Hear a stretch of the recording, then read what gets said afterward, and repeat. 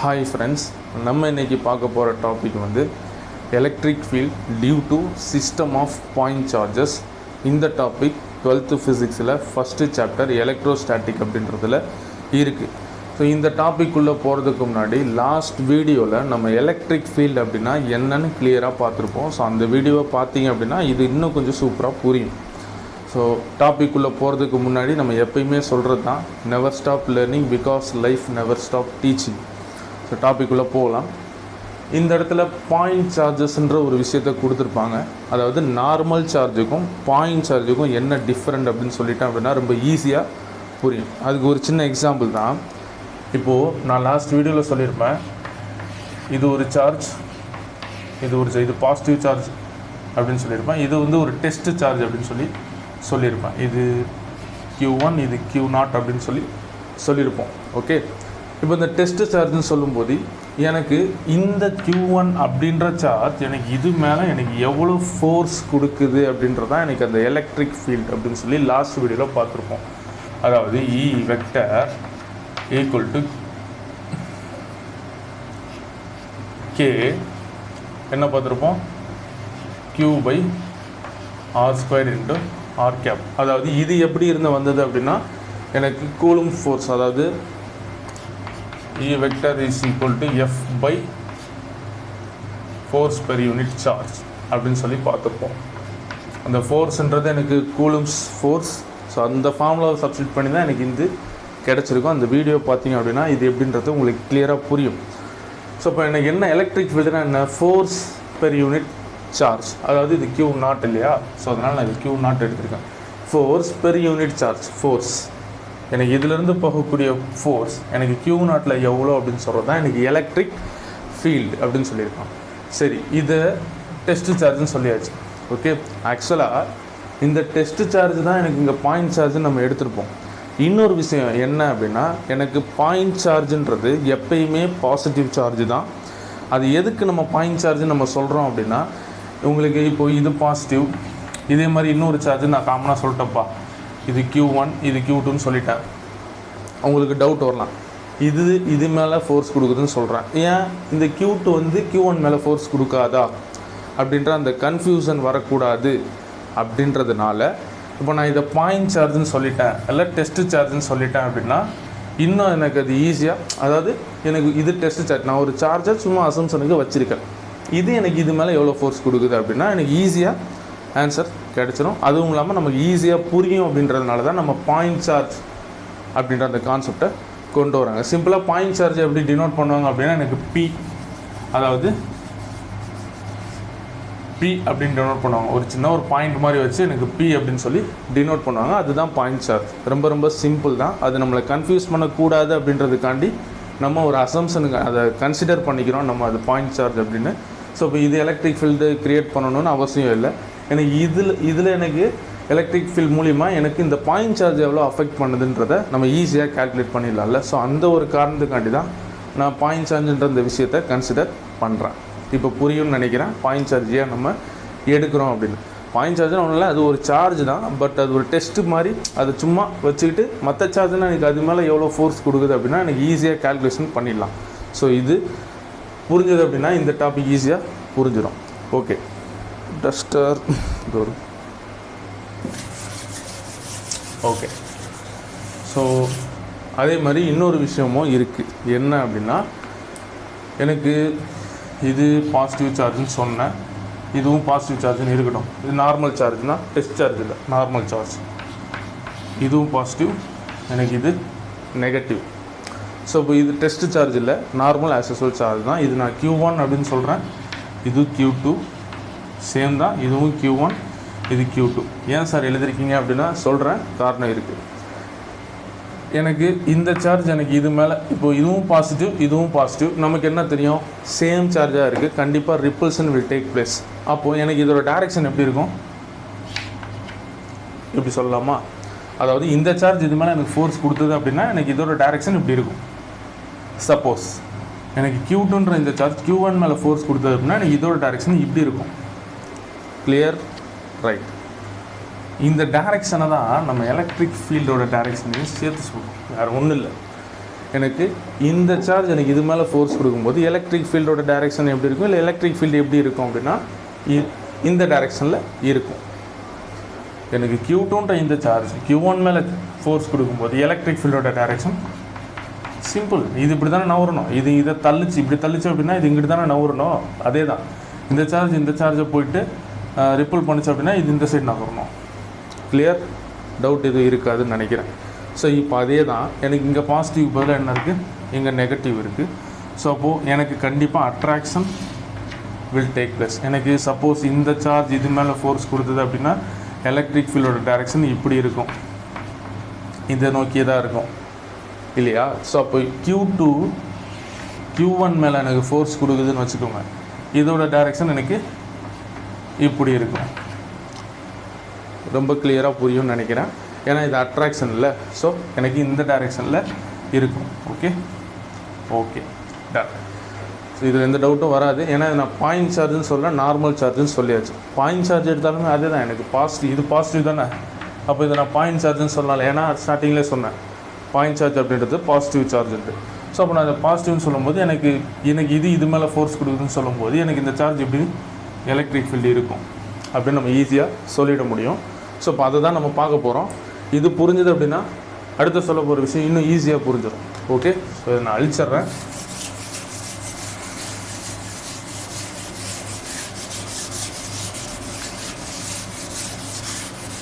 Okay, இப்போ let us consider எனக்கு இப்படி ஒரு பாயிண்ட் சார்ஜ் இருக்குன்னு வச்சுக்கோங்க. பாயிண்ட் சார்ஜ்ன்றது பாசிட்டிவ் சார்ஜ்னு இப்போ தான் சொன்னேன். ஸோ இப்படி ஒரு பாயிண்ட் சார்ஜ் இருக்குது, இதை சுற்றி எனக்கு நம்பர் ஆஃப் சார்ஜஸ் இருக்கும். ஸோ இப்போ நம்பர் ஆஃப் எனக்கு இங்கே ஒரு சார்ஜ் இருக்குது, இது பாசிட்டிவ்னு வச்சுக்கோங்க. அதே மாதிரி எனக்கு இங்கே ஒரு சார்ஜ் இருக்குது, இதுவும் பாசிட்டிவ். எனக்கு இங்கே ஒரு சார்ஜ் இருக்குது, இதுவும் பாசிட்டிவ். நல்லா தெரியும் நமக்கு இது பாசிட்டிவ்னு தெரியும், இதை சுற்றி பாசிட்டிவ் சார்ஜ் இருக்குதுன்னு சொல்லியாச்சு. இப்போது நமக்கு இதோட டைரெக்ஷன் எப்படி இருக்கும் நம்ம ஈஸியாக சொல்லிடலாமே. இப்போ நான் இதுக்கு சார்ஜுக்கு பேர் கொடுத்துக்கிறேன். இப்போது இது Q1, இது Q2, இது Q3 சொல்லியாச்சா? Okay right. இப்போது நமக்கு எனக்கு தெரியும் இது பாசிட்டிவ், இது பாசிட்டிவ். அப்போது இதோட எலக்ட்ரிக் ஃபீல்டோட டைரெக்ஷன் இப்படி இருக்கும். கரெக்டாக? ரைட்டு. அப்போ நம்ம Q2லேருந்து பார்க்கும்போது எனக்கு இந்த சார்ஜு இதோட எலக்ட்ரிக் ஃபீல்டு இப்படி இருக்கும். அதே மாதிரி Q3யை வச்சு பார்க்கும்போது எனக்கு எலக்ட்ரிக் ஃபீல்டோட டைரெக்ஷன் இப்படி இருக்கும் இல்லையா? நான் புரியும்னு நினைக்கிறேன். நம்ம கூலும்ஸ் லா படி ரெண்டு சார்ஜாக எடுத்தோம் அப்படின்னா ஈஸியாக புரியும். சேம் டைம் நம்ம சூப்பர் பொசிஷன் பிரின்சிபல்லே கிளியராக பார்த்தாச்சு. ஒரு சார்ஜ் மேலே எனக்கு நம்பர் ஆஃப் சார்ஜஸ் எனக்கு ஃபோர்ஸ் கொடுத்தது அப்படின்னா அதை கூலும்ஸ் லா படி ரெண்டாக பிரிச்சுட்டு டோட்டல் ஆட் பண்ணிட்டோம் அப்படின்னா எனக்கு ஆன்சர் கிடச்சிடும். அதுதான் அங்கே பார்த்துருப்போம். ஸோ அதே கான்செப்ட் தான் இங்கேயும்.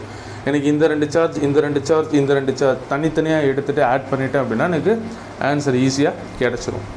இப்போ பாருங்கள், நமக்கு இது பாசிட்டிவ், இதோட எலக்ட்ரிக் ஃபீல்டோட டைரெக்ஷன் இப்படி இருக்குன்னு சொல்லியாச்சு. ஸோ அப்போ அதை எழுதிடலாமே. அதுக்கு முன்னாடி நம்ம டிஸ்டன்ஸ் இல்லையா, டிஸ்டன்ஸ் எழுதுறதுக்கு முன்னாடி சரி ஓகே டிஸ்டன்ஸ் எழுதிடலாம்.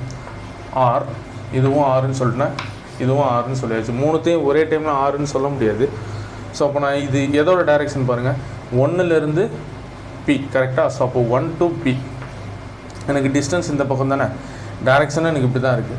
ஸோ அப்போ 1 to Pன்னு சொல்லலாம். அப்போ அதே மாதிரி எனக்கு இதை எப்படி சொல்லலாம், 2லேருந்து பாயிண்ட் சார்ஜ். அப்போ இது ஈஸியாக சொல்லிடலாம், 3லேருந்து பாயிண்ட் சார்ஜ். சேம் டைம் நான் எலக்ட்ரிக் ஃபீல்டையும் சொல்லலாம்ல. எலக்ட்ரிக் ஃபீல்டை எப்படி சொல்லலாம், 1லேருந்து P தானே, அதே தான். ஸோ அப்போ இதை எப்படி சொல்லலாம், ஈன்றது எனக்கு 2லேருந்து P. இது எப்படி சொல்லலாம், E அப்படின்றது எனக்கு 3லேருந்து P. எலக்ட்ரிக் ஃபீல்டுன்றது ஒரு வெக்டர் குவான்டிட்டி அப்படின்னு லாஸ்ட் வீடியோலே பார்த்தாச்சு. ஸோ இவ்வளோ தான். எனக்கு இந்த சார்ஜ் எனக்கு இது மேலே ஃபோர்ஸ் கொடுக்குது. ஸோ அதனால் இதோட எலக்ட்ரிக் ஃபீல்டோட டைரெக்ஷன் இப்படி இருக்குது. ஸோ ரெண்டாவது சார்ஜ் எனக்கு இது மேலே ஃபோர்ஸ் கொடுக்குது, எனக்கு அதோட எலக்ட்ரிக் ஃபீல்டு இப்படி இருக்குது. மூணாவது சார்ஜ் எனக்கு பாயிண்ட் சார்ஜ் மேலே ஃபோர்ஸ் கொடுத்தது அப்படின்னா இதோட எலக்ட்ரிக் ஃபீல்டு எனக்கு இந்த டைரெக்ஷனில் இருக்கும். ஸோ அப்போது எனக்கு எலக்ட்ரிக் ஃபீல்டுனா என்னென்னு லாஸ்ட் வீடியோவிலே சொல்லியாச்சு. ஸோ அப்போ நம்ம இதை கூலும்ஸ் லா படி தனித்தனியாக பிரித்து எழுதிட்டோம் அப்படின்னா வேலை ஈஸி. எப்படி, இப்போ நான் இதையே E1 எப்படி, E1 பாயிண்ட் சார்ஜ். சரி E1ன்னு எடுத்துக்கிறேன்னு. E1 எனக்கு ஃபஸ்ட்டு எலக்ட்ரிக் ஃபீல்டு எனக்கு 1வது சார்ஜிலேருந்து பாயிண்ட் சார்ஜ். இப்போ நான் இங்கே என்ன எழுதலாம், Q1 எழுதலாம். ஏன்னா ஃபஸ்ட்டு சார்ஜில் Q1 எழுதியாச்சு. பாயிண்ட் சார்ஜ் எழுதணும்னு அவசியம் இல்லை. நான் நம்ம டெஸ்ட்டு சார்ஜ்னு சொன்னனால அதை எழுத வேண்டாம். ஸோ இப்போ இந்த R இங்கே என்ன எழுதலாம், Rன்றது நம்ம 1வது சார்ஜிலேருந்து எனக்கு பாயிண்ட் சார்ஜுக்குள்ள டிஸ்டன்ஸ். அப்போ நான் இதை எப்படி எழுதலாம்,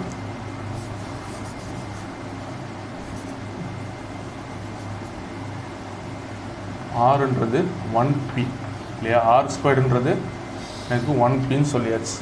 கிளியர். இப்போ இது எனக்கு 1P அப்படின்னா எனக்கு அதோட டைரக்ஷன் அப்படி தானே இருக்கும், 1P. ஃபஸ்ட்டு எலக்ட்ரிக் ஃபீல்டை எழுதிட்டான், E1P எனக்கு இப்படி இருக்குது. ஸோ அதை வச்சு எழுதியாச்சு. இதே மாதிரி செகண்டுக்கு எழுதிடலாம். கேவோட வேல்யூ உங்களுக்கே தெரியும். கேன்றது 1/4πε0. இதோட value 9 × 10⁻9 newton metre square coulomb per -2 அப்படின்னு என்னை விட உங்களுக்கு நல்லா தெரியும். ஏன்னா இதை பார்த்துட்டு தான் நம்ம வந்திருக்கோம். ஸோ செகண்ட் சார்ஜ் நம்ம 2வது எலக்ட்ரிக் ஃபீல்டு பாருங்கள், எனக்கு 2லேருந்து P கரெக்டாக. ஸோ அப்போ சார்ஜ் எனக்கு 2, டைரக்ஷன் எனக்கு 2லேருந்து P R². இப்போது எனக்கு யூனிட் வெக்டர் R கேப்போம் 2 to P, ஏன்னா இது டைரக்ஷன் அப்படின்னு தெரியும். ஸோ இப்போ E3க்கு நீங்களே சொல்லுங்கள் பார்ப்போம். Q3/R² 3P R cap 3P. இதில் எந்த டவுட்டும் உங்களுக்கு இருக்காது. ஸோ E1 E2 E3 தனித்தனியாக எழுதியாச்சு. ஓகே ஓகே டன், அவ்வளோதான். இப்போ இதோட டோட்டல் வேணும் அப்படின்னா நம்ம இது எப்படி எழுதலாம், எலக்ட்ரிக் ஃபீல்டு, அதாவது டோட்டல் எலக்ட்ரிக் ஃபீல்டு என்ன பண்ணலாம், E1 + E2 + E3 + ... En வரைக்கும் போகும். கரெக்டாக En நம்ம சொல்லணுமே, நம்பர் ஆஃப் சார்ஜஸ் இருக்கும்ல. ஸோ அப்போ இந்த Enக்கும் நம்ம சொல்லிட்டா வேலை ஈஸியாக முடிஞ்சிடும். En அப்படின்றது இங்கேயே எழுதுகிறேன், En என்ன, n number of electric field எப்படி, Qn. அப்போ இங்கே என்ன எழுதலாம், ஆருக்கு n number of point charges. கரெக்டாக எனக்கு ஃபஸ்ட்டு பாயிண்ட் சார்ஜஸ் செகண்ட் சொல்கிறோம். அப்போ இங்கே எனக்கு n நம்பர்னு சொல்லிட்டோம், n நம்பர் ஆஃப் சார்ஜ் இருக்குன்னு சொல்லியாச்சு. அப்போ இது n நம்பர் ஆஃப் பாயிண்ட் சார்ஜஸில் எனக்கு இருக்கும். ஸோ அப்போ இதே தான் டைரெக்ஷனும். ஸோ அப்போ NPன்றது ஈஸியாக எழுதியாச்சு. அவ்வளோதான். இது எல்லாத்தையும் எடுத்து ஆட் பண்ணிட்டோம் அப்படின்னா ஆன்சர் அவ்வளோதான். இப்போ நீங்களே சொல்லுங்களேன். இப்போ E டோட்டல் எனக்கு வேணும், இங்கே எழுதுகிறேன். E டோட்டல் எனக்கு எல்லாத்துலேயுமே எனக்கு என்ன இருக்குது, கேன்ற இவர் காமனாக இருக்கார். நமக்கு தெரியுமே கே அப்படின்றது என்ன, 1/4πε0ன்னு தெரியும். ஸோ அதை காமனாக எடுத்தாச்சு. பேலன்ஸ் இருக்கிறது அப்படியே எழுதுவோம். Q2 என்ன இருக்குது, R² 2P × R cap 2P + Q3 Q1 இல்லை Q1 ஃபஸ்ட்டு சார்ஜ் எழுதிடுங்க. அதுக்கப்புறமா நம்ம செகண்ட் சார்ஜ் எழுதலாம். First charge first. ஓகே அப்போ இது Q2. அதே மாதிரி எனக்கு R² 2P × R cap 2P. Okay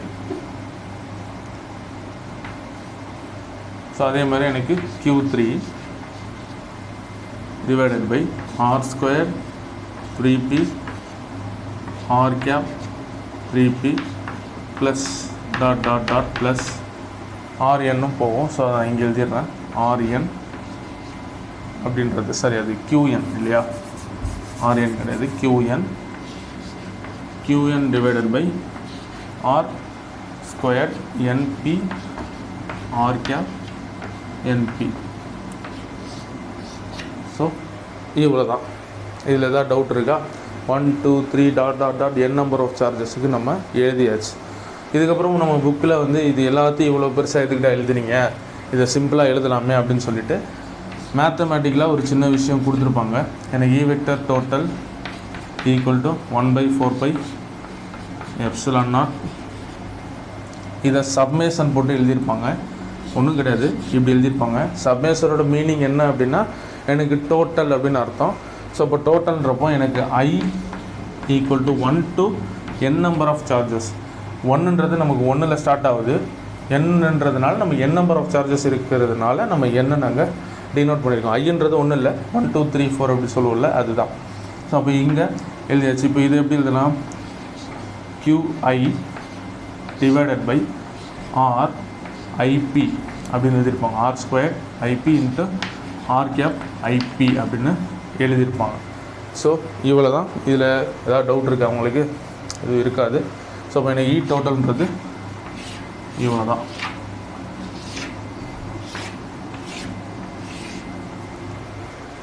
இது ஒரு 3 மார்க் கொஸ்டின், பார்த்துக்கோங்க. டயக்ராம் வரையணும், டெரிவேஷன் இப்படி தான் போடணும். கொஞ்சம் உங்களுக்கு எக்ஸ்ப்ளனேஷன் புக்கில் இருக்கும். எனக்கு இந்த பாயிண்ட் சார்ஜுன்றது P, எனக்கு இது மேலே நம்பர் ஆஃப் சார்ஜஸ் வந்து ஃபோர்ஸ், அதாவது எனக்கு எலக்ட்ரிக் ஃபீல்டு கொடுக்குது. ஸோ அப்போ அதோட டைரெக்ஷன்ன்றது இப்படி இருக்கும் அப்படின்னு சொல்கிறது தான். இது எப்படி வந்தது அப்படின்னு லாஸ்ட் வீடியோவில் நான் சொல்லியிருக்கேன், பாருங்கள். ஒன்றும் கிடையாது, எனக்கு இந்த ஃபோர்ஸ் வந்து நம்ம கூலும் ஃபார்முலா இருக்குல்ல, அதை எடுத்து சப்ஸ்டியூட் பண்ணிவிட்டு இந்த Q0 கேன்சல் பண்ணியிருப்போம். ஸோ அதனால் எனக்கு இது கிடச்சிருக்கும். ரொம்ப ரொம்ப சிம்பிள் தான். ஸோ அதை வச்சு நம்ம என்ன பண்ணியிருப்போம், இந்த ஃபஸ்ட்டு சார்ஜ்லேருந்து பாயிண்ட் சார்ஜ், செகண்ட் சார்ஜ்லேருந்து பாயிண்ட் சார்ஜ், இதே மாதிரி எழுதியாச்சு ஈஸியாக. இவ்வளோ தான் இந்த டாபிக். இதில் ஏதாவது டவுட் இருந்தது அப்படின்னா கமெண்ட் பண்ணுங்கள், நான் பார்த்துட்டு ரெஸ்பான்ஸ் பண்ணுறேன். நெக்ஸ்ட் வீடியோவில் பார்ப்போம். Thank you and God bless you all.